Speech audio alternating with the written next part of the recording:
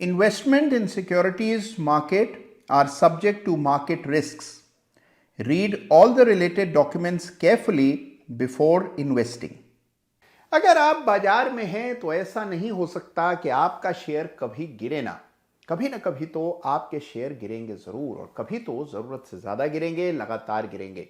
अब गिरते हुए शेयर से कैसे निपटना है ये आमतौर पर लोगों को नहीं पता होता है। तो आज के वीडियो में हम समझेंगे कि अगर मान लीजिए आपका शेयर लगातार गिर रहा है, तेजी से गिर रहा है, तो फिर क्या किया जाना चाहिए।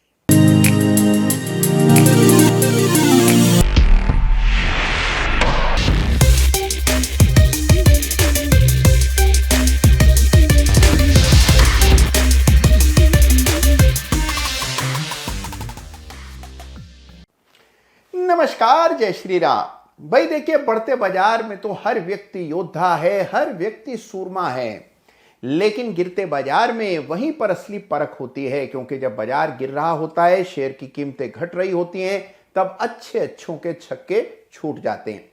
तो कैसे गिरते हुए बाजार से निपटना है और कैसे गिरते हुए शेयर का सामना करना है, ये आज के वीडियो में मैं आपको बताने जा रहा हूं। तो देखिए, ये बात तो तय है कि आपके शेयर्स भी कभी ना कभी गिरेंगे। कुछ लोग तो ये कहते हैं कि हम शेयर खरीद लें और वो ना गिरे, ऐसा हो ही नहीं सकता। यानी कि हमारे भाग्य ही ऐसे हैं कि जैसे ही हम शेयर खरीदते हैं वो गिरने लगता है। देखिए, हर व्यक्ति चाहे कितना भी पेशेवर हो, कितने भी सालों से मार्केट में हो, गिरते शेयर्स का सामना सबको करना पड़ता है। जब बाजार गिरता है तो अपनी चपेट में सब शेयर्स को ले लेता है और आप देखते हैं कि पूरा बाजार एक साथ गिरने लगता है। अब ऐसे में कैसे आपको उन शेयर से निपटना है, यह आपको पता होना चाहिए। खरीदने की, बाय करने की स्ट्रेटजीज तो तमाम आपने सुनी होती हैं, लेकिन एग्जिट करने की, निकलने की, एवरेज करने की स्ट्रेटजीज पर चर्चा आमतौर पर कम होती है। तो एक बड़ा इंफॉर्मेशन गैप है यहां। तो देखिए, मेरी इस बात को बड़े ध्यान से सुनिएगा। जब शेयर की कीमतें घटने लगती हैं, तब आपके सामने एक बहुत छोटी सी विंडो खुलती है और उस विंडो में आपके पास एक चॉइस होती है कि आप कोई एक्शन लें या ना लें। और उस समय आपको पसंद आएगा एक्शन न लेना, यानी इनएक्शन जो है वो एक्शन की तुलना में ज्यादा कंफर्टेबल डिसीजन होता है। इस बात को बड़े ध्यान से सुनिए। मान लीजिए आपने 100 रुपए पर एक शेयर खरीदा, गिरने लगे उसके दाम, घट करके शेयर 95 रह गया। अब 95 जब वो धीरे धीरे सरक करके आता है, उस समय तक तो कोई बड़े खतरे का आपको आभास ही नहीं होता। चार्ट पर एग्जिट के संकेत भले ही आ रहे हों, सपोर्ट भले ही टूट रहा हो, लेकिन आप थोड़ी उम्मीद से होते हैं कि नहीं, ठीक है, दाम आ ही जाएगा, कुछ वेट कर लेते हैं।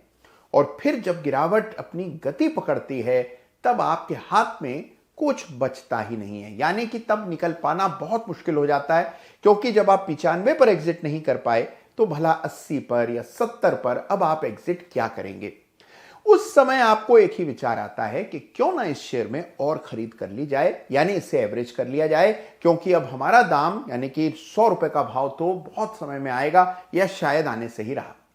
तो ऐसे में आमतौर पर गिरे हुए शेयर में, गिरते हुए शेयर में, लुढ़कते हुए शेयर में, सपोर्ट को आसानी से तोड़ते हुए शेयर में हम और पैसा झोंक देते हैं और नतीजा यह होता है कि हमारी रकम टूटती चली जाती है।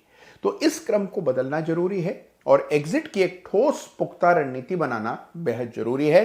तो आइए सबसे पहले समझते हैं कि एग्जिट कैसे की जाती है। तो यहां पर देखिए, एक नहीं 3 बातें आपसे कहूंगा। सबसे पहली बात है कि it is always better to act than not to act. यानी कि कोई ना कोई फैसला लेना बहुत जरूरी होता है। जो भी करें, कॉन्शियसली करें, सोच करके करें। मिसाल के तौर पर आपने 100 रुपए पर शेयर खरीदा, अब उसका भाव 95 रह गया। आपके पास 2 विकल्प हैं, एग्जिट कर जाएं या एग्जिट न करें। उस समय यह तय करें, कागज पर लिखें कि मैं एग्जिट क्यों नहीं कर रहा हूं या मैं एग्जिट क्यों कर रहा हूं। इसकी ठोस वजह होनी चाहिए। मिसाल के तौर पर, अगर मान लीजिए कोई मूविंग एवरेज की रेखा आपने जिसको स्टॉप लॉस रखा था वो टूट गई, आप एग्जिट कर रहे हैं, बिल्कुल सही निर्णय है। आपने कोई लेवल तय कर रखा था चार्ट पर कि 93-50 का स्तर टूटेगा तब निकलूंगा, तो वो लेवल टूट जाने पर निकल जाएं। लेकिन एग्जिट का जो भी निर्णय आप कर रहे हैं वो ठोस होना चाहिए और उसके पीछे आपकी सोच होनी चाहिए और साथ में रिसर्च होनी चाहिए। अगर आप नहीं निकल रहे हैं तो उसकी भी कोई वजह होनी चाहिए। केवल यह वजह पर्याप्त नहीं है कि देखा जाएगा, सब ठीक हो जाएगा, बाजार तो बढ़ ही जाएंगे, कंपनी तो अच्छी है, यह सब मत सोचिए। अच्छी कंपनियों में ही सबसे बड़े नुकसान झेलने पड़ते हैं।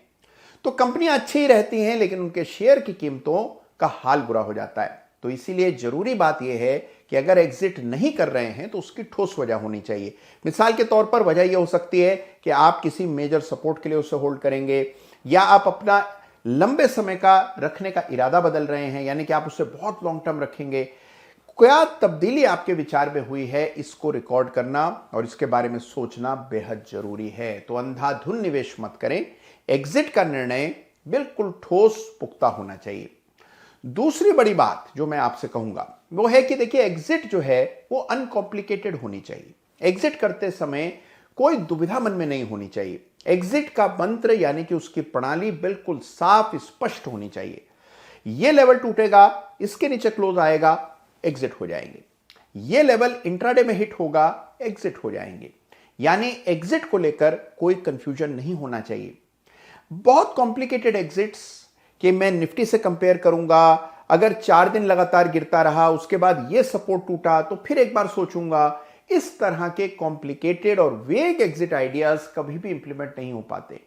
तो exit strategies clean, clear, simple होनी चाहिए। तो एक बहुत ही सिंपल प्रणाली से एग्जिट करें, लेवल पहले से मन में रखें और उसे पूरी तरह, पूरी निष्ठा के साथ इंप्लीमेंट करें। जब मौका आए तो स्टॉप लॉस को अचानक से हटा न दें। स्टॉप लॉस हिट हो रहा है तो खुशी खुशी स्टॉप लॉस दीजिए, एग्जिट कीजिए और सेफ रहिए। अब तीसरी बात जो कि बेहद इंपॉर्टेंट है, देखिए कई बार आप समय पर एग्जिट नहीं कर पाते या इतनी तेज फॉल आता है कि मौका ही नहीं मिलता है, दाम काफी नीचे आ जाता है, 100 रुपए का शेयर 85, 80, 75 रह जाता है। अब ऐसी स्थिति में करें तो क्या करें? मन करता है कि इस शेयर को और खरीद लेते हैं, यही सबसे लॉजिकल लगता है। तो मेरा हमेशा से मानना है कि अगर मान लीजिए आपके साथ भी यही स्थिति बन रही है, आपने शेयर 100 पर खरीदा, घट करके 75 हो गया, अब आपका मन कर रहा है कि इसी को एवरेज कर लें क्योंकि आपकी खरीद का भाव तो 100 है, अगर भाव कुछ 90 के आसपास होगा तो आप निकल जाएंगे।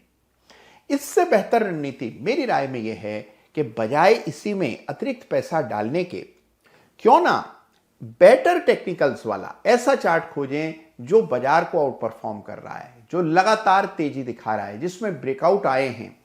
उस तरह के शेयर में उसी पैसे को दोबारा डाल दें जिस पैसे से आप एवरेज करने वाले थे। यानी कि आप बिल्कुल निवेश करिए, लेकिन निवेश किसी अन्य शेयर में कीजिए जिसके चार्ट्स बेहतर हैं। सही निर्णय तो यह होता कि आप समय से अपने ही शेयर से निकल जाते, लेकिन अगर वो नहीं निकल पा रहे हैं, इतना गिर जाने के बाद अब साहस नहीं जुटा पा रहे हैं, तो कम से कम जो नया पैसा डाल रहे हैं वो ऐसे शेयर्स में डालिए जिसके चार्ट, जिसके स्ट्रक्चर्स बेहतर हों, जिसमें नए ब्रेकआउट्स आ रहे हों, जो बाजार को आउट परफॉर्म कर रहे हो, जो चार्ट्स पर बाय के संकेत दे रहे हो, वहां पर वो पैसा डालें। क्योंकि देखिए, मकसद पैसा कमाना है, उसी शेयर से पैसा कमाना मकसद नहीं होता है। तो अगर मान लीजिए जिस शेयर में आपने पहले निवेश करके चूक कर दी है उसी में आपको नुकसान हो रहा है, तो उसकी जगह किसी अन्य शेयर को खरीद के उस नुकसान की कुछ हद तक भरपाई होने की संभावना बनेगी। तो ये छोटी छोटी चीजें हैं जो गिरते बाजार में आपको ध्यान रखनी है। एक और चीज जो मैं हमेशा कहता हूं वो है कि पैनिक मत कीजिए, कहीं कुछ बिगड़ेगा नहीं। हाँ, अगर आप पैनिक में आ जाएंगे तो कुछ ना कुछ तो अवश्य ही बिगड़ जाएगा, आप कोई ना कोई गलत फैसला कर ही बैठेंगे। तो पैनिक नहीं कीजिए, जो भी कीजिए पूरा होशमंद होकर कीजिए। चार्ट्स देखिए, अपने चार्ट को एनालाइज कीजिए और अगर एग्जिट आ रहा है तो निश्चित एग्जिट कीजिए।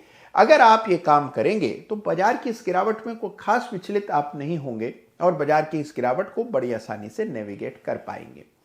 तो कैसा लगा आपको आज का ये वीडियो? ये जो बातें मैंने आपसे कही, ये मेरा संकलित अनुभव है इतने सालों का, जो मुझे लगता है कि आपके भी काम आ सकता है। तो कैसा लगा आज का वीडियो जरूर बताइएगा।